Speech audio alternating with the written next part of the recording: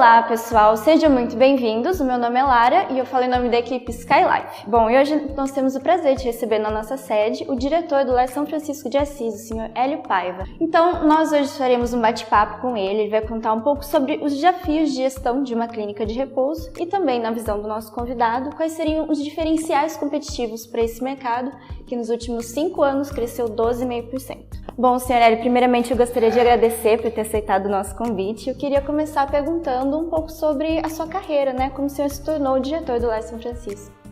Eu fui executivo na área financeira por 32 anos e em 2007, quando eu me aposentei, montei uma empresa de consultoria e resolvi devolver um pouco da minha experiência para a área através do trabalho voluntário.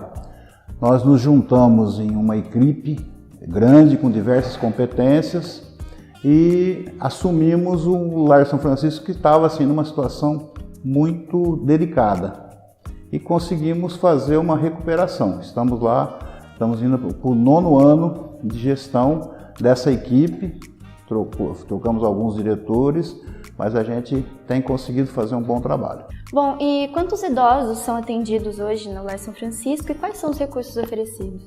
Hoje nós oferecemos 108 leitos na área de benemerência e 36 leitos na área de pensionato.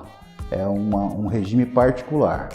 A gente oferece assistência de enfermagem, assistência de cuidadores, farmácia, fisioterapia, terapeuta ocupacional, psicóloga, assistente social, uma grande equipe para dar conta das necessidades do idoso. Bom, eu trouxe alguns dados aqui também e de acordo com o IPEA e o CNPq da última década, a gente teve um incremento médio anual de cerca de 90 novas instituições ao ano, sendo essas 58 particulares.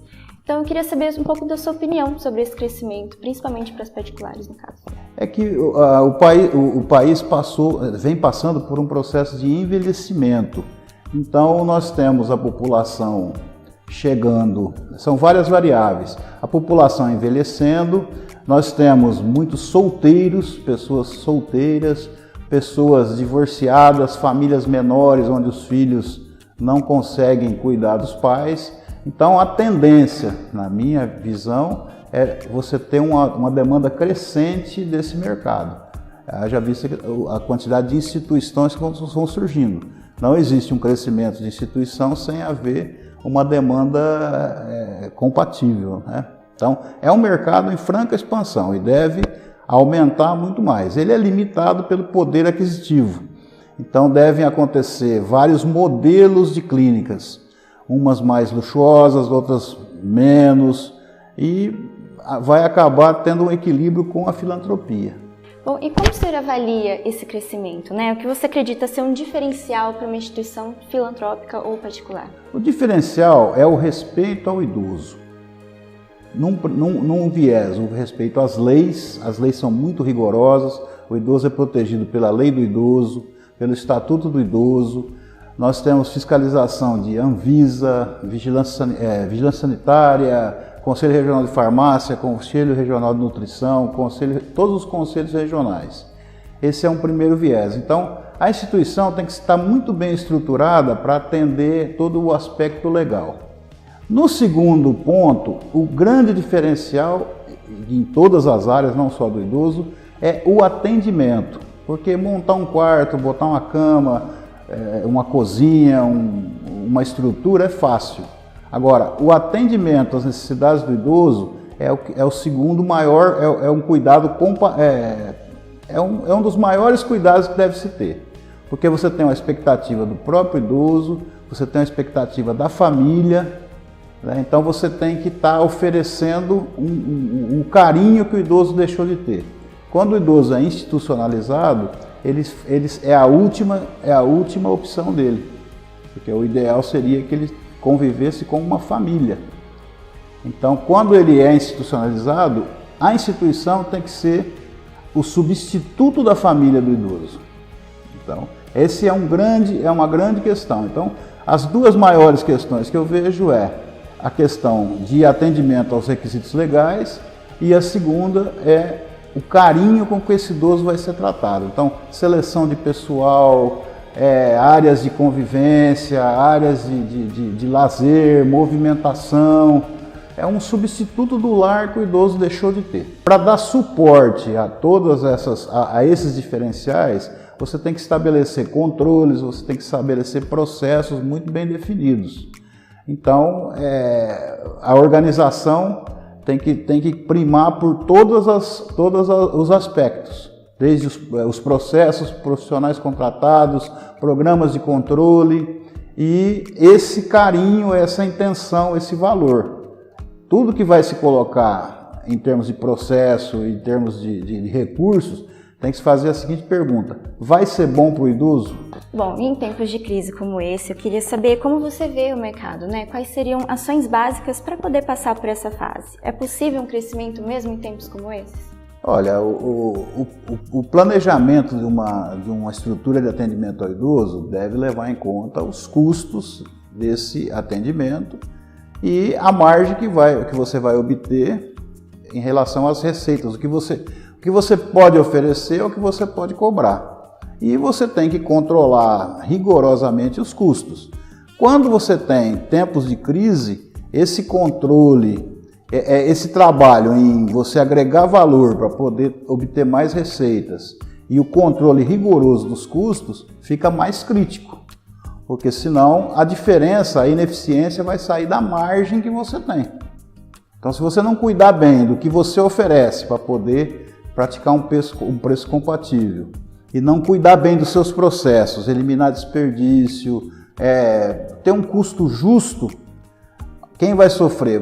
Vai sofrer a sua margem de lucro ou a sua margem, no caso das instituições filantrópicas, que você vai ter para investir na melhoria da instituição e nas melhorias.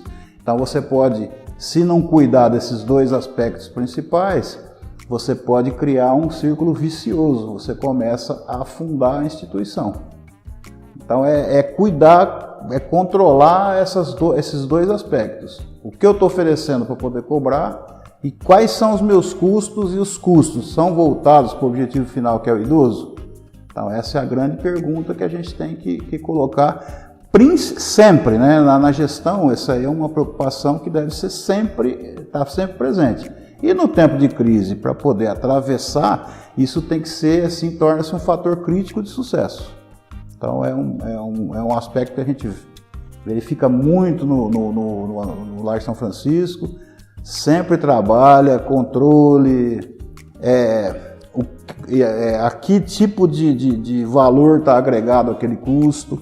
Então a gente está sempre trabalhando nessa questão. Bom, e muitas instituições também nos questionam, né, como se tem um controle financeiro eficaz. Então, eu queria saber, na sua opinião, qual seria uma estrutura de contas básica para se ter um maior controle, seja ela uma instituição filantrópica ou particular?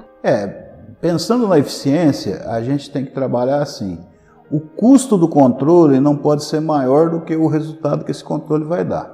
Então não existe um plano de contas ideal. O plano de contas ele vai estar adequado a isso. O programa da SkyLife fornece isso, ele é flexível. Então se tem uma pequena instituição, você estabelece um pequeno plano de contas, aquelas contas que são relevantes para você controlar. Conforme cresce a complexidade, você vai aumentar a complexidade. Nós temos um plano de contas gigante, porque a gente tem muitos aspectos, muitos setores, muitas atividades, a gente controla porcento de custo. Então, quem vai decidir isso é o empresário ou a diretoria, se for o caso de instituição de benemerência, instituição filantrópica, porque tem que se cuidar disso. Então, um plano de contas ideal não existe. Agora, deve existir um plano de contas. Você tem que estabelecer. Para minha atividade, eu quero controlar o quê? Na parte de despesas, eu vou controlar esses itens. Vou separar por setor, não vou separar por setor. Você toma uma decisão e depois passa a fazer o controle. O importante do plano de contas é que ele não seja muito mutável, porque senão você não faz o acompanhamento horizontal, ano a ano, mês a mês, período a período. Então você deve pensar num plano de contas que depois você consegue acompanhar ele ao longo do tempo. para verificar a evolução da sua despesa. Aquela despesa, aquele custo que começa a sair de um percentual de variação, você vai e faz a ação administrativa. Bom, e para encerrar então, eu queria perguntar um pouco sobre a sua experiência com o Skylife, como ele tem ajudado a aumentar a maturidade dos seus processos. Nós lá do Lar São Francisco, a gente vinha procurando um parceiro há pelo menos uns 6 anos. E você não consegue um software de integração num custo como é o do Skylife. Então ele oferece uma solução, ele tem flexibilidade, dá um bom atendimento, num custo que não onera significativamente os custos da instituição. Então você tem o custo de controlar, ele fica razoável, né? E ele atua muito na questão da segurança do trabalho. Então, por exemplo, o médico prescreveu, o idoso toma muito medicamento. O médico prescreve, quem garante que esse remédio foi dado para o idoso? Então, hoje a gente tem como rastrear esse medicamento, essa prescrição, não só prescrição de medicamento, mas prescrição de medir pressão, de aferir oxigenação, de aferir glicose, tudo isso hoje é prescrito e é trabalhado em cima do cuidado do idoso. E ele oferece outros módulos que se integram a essa gestão da instituição. Gestão de estoques, gestão financeira. Então hoje um gestor, ele precisa com poucos dados ter muita informação. Então você pode construir os relatórios, você tem já relatórios disponíveis, ou você pode construir seus próprios relatórios. E a vantagem desse tipo de programa é que você encaixa ele na atividade. Então, na medida em que você vai trabalhando, você vai impostando dados e depois isso gera todo um banco de dados com as informações que você acha relevante para a sua atividade. Então, essa é a grande vantagem do Skylife. É um produto que se encaixou num nicho. Hoje, se você for buscar um software de integração, você tem produtos só voltados para grandes empresas e você teria que fazer uma adaptação. O Skylife já nasceu dentro da atividade específica, ele foi construído para atividade de casas de repouso, sejam particulares, sejam de filantropia. É um produto bem flexível e nós da diretoria do Lar São Francisco estamos aí bem satisfeitos com o produto. Bom, Sr. Hélio, gostaríamos então de agradecer mais uma vez por ter aceitado o nosso convite. Foi muito esclarecedor os pontos abordados e acredito que também para os nossos usuários. Muito sucesso ao Lar São Francisco. Eu fico feliz de estar com vocês aqui, estar prestando esse depoimento.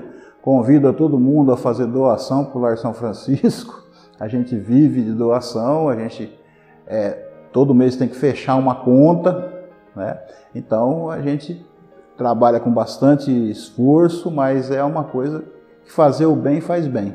Então, muito obrigado. Bom, pessoal, por hoje é só. Espero que vocês tenham gostado. E não se esqueçam de deixar os seus comentários nos nossos canais de comunicação. Até mais!